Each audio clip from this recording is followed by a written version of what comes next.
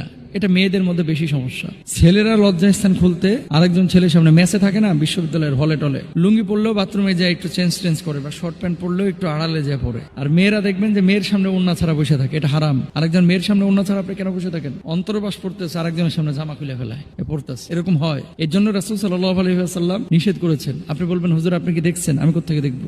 এগুলোকে আমরা দেখার জিনিস হাদিসের মধ্যে আছে, সেজন্য বলতেছি। খবরদার কোন নারীর সামনে পোশাক খুলবেন না, এটা আপনার জন্য জায়েজ নাই।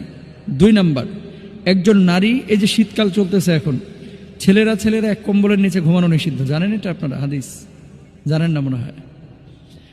একজন মেয়ে এবং আরেকজন মেয়ে, 2 মেয়ে এক কম্বলের নিচে ঘুমানোটা নিষিদ্ধ হাদিসে আছে। এক ছেলে একই কম্বলের নিচে 2 জন ঘুমানো নিষিদ্ধ, এটা হাদিসের মধ্যে আছে। কারণ কি, অনেক সময় আপনি স্বপ্ন দেখেন, স্বপ্ন দেখার পরে বুঝেন নাই, এলোমেলো স্বপ্ন দেখেন না, স্বপ্ন দোষ হয়, আপনি যাইতে ধরে রাখছেন, মনে করতেছেন আপনার বউ, আসলে বউ না, আপনার বন্ধু।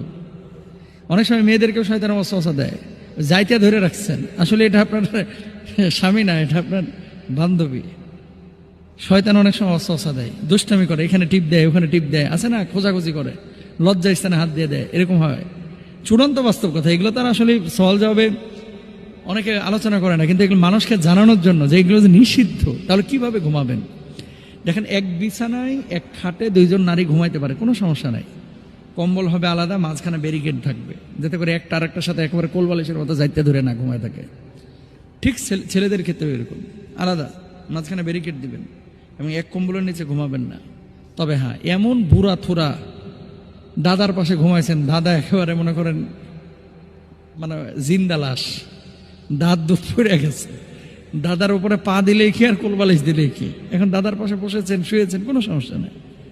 দাদি এমন দাদি, যে দাদির মনে করেন দাঁত দুধ পড়ে গেছে, এখন দাদির পাশে নাতি ঘুমাইছে, সমস্যা নাই তো। এরকম বুড়ি হইলে তো আর পর্দাই নাই। ইসলাম শরীয়ত